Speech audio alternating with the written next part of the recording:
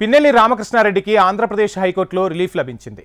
Palvai gate polling కేంద్రంలో EVM, వీవీప్యాట్లను ధ్వంసం చేసిన కేసులో పిన్నెల్లి రామకృష్ణారెడ్డిని జూన్ 6 వరకు అరెస్టు చేయవద్దని కోర్టు ఆదేశించింది. పిన్నెల్లి రామకృష్ణారెడ్డిపై కేసేంటి? మే 13న పోలింగ్ సందర్భంగా మాచర్ల అసెంబ్లీ నియోజకవర్గంలోని పాల్వాయి గేటు పోలింగ్ కేంద్రంలో ఈవీఎం, వీవీప్యాట్లను పిన్నెల్లి రామకృష్ణారెడ్డి ధ్వంసం చేశారు. ఈ విషయమై మే 20న రెంటిచింతల పోలీస్ స్టేషన్లో కేసు నమోదు చేశారు పోలీసులు.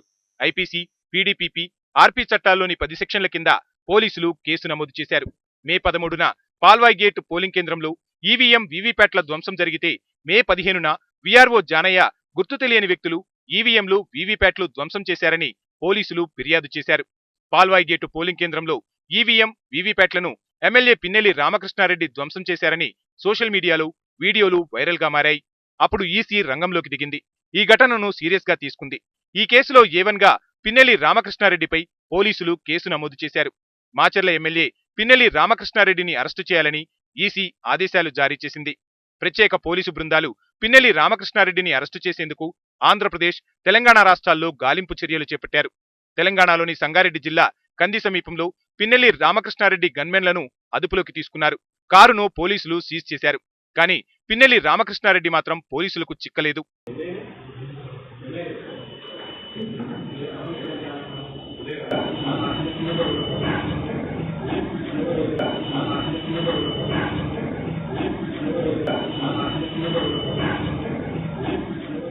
పిన్నెల్లి రాజకీయ చరిత్ర ఏంటి? మాచర్ల అసెంబ్లీ నియోజకవర్గాన్ని గత 20 ఏళ్లుగా పిన్నెల్లి రామకృష్ణారెడ్డి శాసిస్తున్నారు. 2009, 2012, 2014, 2019 ఎన్నికల్లో ఇదే నియోజకవర్గం నుండి ఆయన విజయం సాధించారు. 5వ సారి తన అదృష్టాన్ని పరీక్షించుకుంటున్నారు. మాచర్ల మాజీ ఎమ్మెల్యే పిన్నెల్లి లక్ష్మారెడ్డి కారణంగా పిన్నెల్లి రామకృష్ణారెడ్డి రాజకీయాల్లోకి వచ్చారు.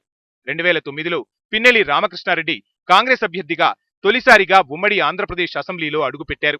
ఆ తర్వాత 2012లో ఆయన వైఎస్ఆర్సీపీలో చేరారు. అప్పటి నుండి ఆ పార్టీలోనే ఉన్నారు.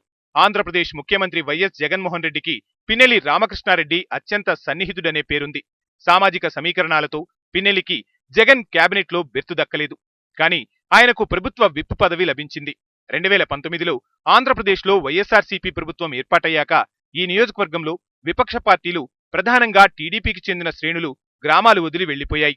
ఇందుకు పిన్నెల్లి రామకృష్ణారెడ్డి కారణమని తెలుగుదేశం పార్టీ ఆరోపిస్తోంది. మాచర్ల అసెంబ్లీ నియోజకవర్గంలోని స్థానిక సంస్థల్లో వైఎస్ఆర్సీపీ అభ్యర్థులే ఏకగ్రీవంగా విజయం సాధించారు. ఈ నియోజకవర్గంలో పిన్నెల్లి రామకృష్ణారెడ్డి సోదరుల బెదిరింపులతో స్థానిక సంస్థల ఎన్నికల్లో తమ పార్టీ అభ్యర్థులు నామినేషన్లు కూడా దాఖలు చేయలేదని అప్పట్లో తెలుగుదేశం పార్టీ ఆరోపించింది. ఈవీఎంలు ధ్వంసం చేస్తే ఎలాంటి శిక్షలు? మే 13న ఆంధ్రప్రదేశ్ రాష్ట్రంలో పోలింగ్ సందర్భంగా 9 చోట్ల ఈవీఎంలు ధ్వంసమయ్యాయి. ఇందులో 7 పోలింగ్ కేంద్రాలు మాచర్ల అసెంబ్లీ నియోజకవర్గంలోనివే. మాచర్ల నియోజకవర్గంలోని పాల్వాయి గేటు పోలింగ్ కేంద్రంలో ఎమ్మెల్యే పిన్నెల్లి రామకృష్ణారెడ్డి ఈవీఎం, వీవీప్యాట్లను ధ్వంసం చేసినట్లుగా వీడియోలు తొలుత సోషల్ మీడియాలో వెలుగు చూసిన తర్వాతే పోలీసులు ఆయనపై కేసు నమోదు చేశారు. ఐపీసీ, పీడీపీపీ, ఆర్పీ చట్టాల్లోని 10 సెక్షన్ల కింద పోలీసులు కేసు నమోదు చేశారు. సెక్షన్ 143 చట్టవిరుద్ధంగా గుమికూడడం, 6 నెలల వరకు జైలు శిక్ష లేదా జరిమానా. సెక్షన్ 147 అల్లర్లకు పాల్పడితే 2 ఏళ్ల వరకు జైలు శిక్ష, జైలు, జరిమానా. సెక్షన్ 448 ఇల్లు, కార్యాలయాల్లోకి అక్రమంగా చొరబట్టం, ఏడాది వరకు జైలు శిక్ష లేదా జరిమానా. సెక్షన్ 427 విలువైన వస్తువులను ధ్వంసం చేయడం, 2 ఏళ్ల వరకు జైలు శిక్ష లేదా జరిమానా. సెక్షన్ 353 ప్రభుత్వ ఉద్యోగి విధులను అడ్డుకోవడం, భయపెట్టడం, దాడి, దౌర్జన్యానికి పాల్పడ్డం, 2 ఏళ్ల వరకు జైలు శిక్ష లేదా జరిమానా. సెక్షన్ 452 విధులకు అవరోధం కలిగించారని, గాయపరచాలనే ఉద్దేశంతో దౌర్జన్యంగా ఇల్లు, కార్యాలయంలో అక్రమ చొరబాటు, 7 ఏళ్ల వరకు జైలు శిక్ష, జరిమానా. సెక్షన్ 120B నేరపూర్వక కుట్రకు పాల్పడ్డం, ప్రధాన నిందితుడికి పడిన శిక్షతో సమానంగా నేరఘటనలో వారికి అదే శిక్ష పడుతుంది. పిన్నెల్లి వీడియో బయటకు ఎలా వచ్చింది? ప్రతి పోలింగ్ కేంద్రంలో ఓటింగ్ ఎలా జరుగుతుందో తెలుసుకునేందుకు వెబ్కాస్టింగ్ ఏర్పాటు చేశారు. మాచర్ల లాంటి సమస్యాత్మక నియోజకవర్గాల్లో వెబ్కాస్టింగ్ పై అధికారులు జాగ్రత్తలు తీసుకున్నట్టుగా పోలింగ్ కు ముందే ప్రకటించారు. పోలింగ్ రోజున ఈవీఎం, వీవీప్యాట్లను ఎమ్మెల్యే ధ్వంసం చేసిన విషయమై 2 రోజుల వరకు ఎందుకు ఫిర్యాదు చేయలేదనేది ప్రస్తుతం చర్చనీయాంశంగా మారింది. 2 రోజుల తర్వాత గుర్తు తెలియని వ్యక్తులు ఈవీఎంలు, వీవీప్యాట్లను ధ్వంసం చేసినట్టుగా వీఆర్ఓ జానయ్య ఫిర్యాదు చేశారు. కానీ పాల్వాయి గేటు పోలింగ్ కేంద్రంలో ఈవీఎం, వీవీప్యాట్లను ఎమ్మెల్యే పిన్నెల్లి రామకృష్ణారెడ్డి ధ్వంసం చేశారని సోషల్ మీడియాలో వీడియో బయటకు రావడంతో ఈసీ రంగంలోకి దిగింది. అప్పుడు ఈసీ ఆదేశాల మేరకు రెంటిచింతల పోలీస్ స్టేషన్లో పిన్నెల్లి రామకృష్ణారెడ్డిపై A1గా కేసు నమోదైంది. అంతా బాగానే ఉంది. కానీ ఈ వీడియో బయటకు ఎలా వచ్చిందనే విషయమై ప్రస్తుతం అంతుపట్టడం లేదు.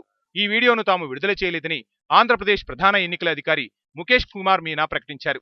కానీ ఈ వీడియో ఎలా బయటకు వచ్చిందనేది ప్రస్తుతం చర్చ సాగుతోంది. తెలుగుదేశం పార్టీ జాతీయ ప్రధాన కార్యదర్శి నారా లోకేష్ కూడా తన సోషల్ మీడియా ఖాతాలో ఈ వీడియోను పోస్ట్ చేశారు. ఈ వీడియో బయటకు ఎలా వచ్చిందో విచారణ జరిపించాలని వైఎస్ఆర్సీపీ కోరుతోంది.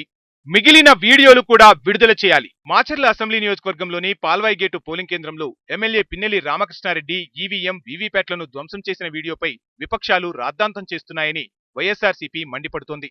అంతకుముందు ఆ గ్రామంలో ఏం జరిగిందో తెలుసుకోవాలని ఆ పార్టీ నేతలు కోరుతున్నారు. మిగిలిన 9 వీడియోలను కూడా విడుదల చేయాలని వైఎస్ఆర్సీపీ నేత నర్సరావుపేట ఎంపీ అభ్యర్థి అనిల్ కుమార్ యాదవ్ డిమాండ్ చేశారు.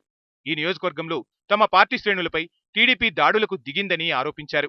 పోలింగ్కు ముందు తమకు అనుకూలంగా ఉండే అధికారులను ఈ నియోజకవర్గానికి బదిలీ చేయించారని టీడీపీపై వైఎస్ఆర్సీపీ ఆరోపణలు గుప్పించింది. పిన్నెల్లి సోదరుల కోసం కొనసాగుతున్న గాలింపు. పాల్వాయి గేటు ఘటనపై పోలీసు కేసు నమోదైన తర్వాత పిన్నెల్లి రామకృష్ణారెడ్డి, ఆయన సోదరుడు వెంకట్రామరెడ్డిలు పారిపోయారు.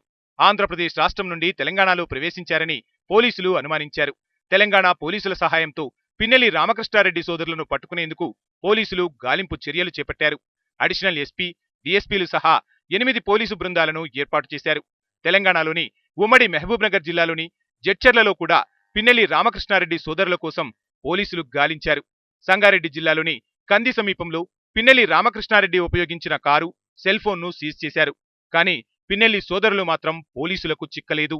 జూన్ 6 వరకు అరెస్టు చేయవద్దని ఏపీ హైకోర్టు ఆదేశాలు జారీ చేయడంతో పిన్నెల్లి రామకృష్ణారెడ్డికి ఊరట లభించింది. జూన్ 6న ఏపీ హైకోర్టులో ఈ విషయమై విచారణ జరగనుంది.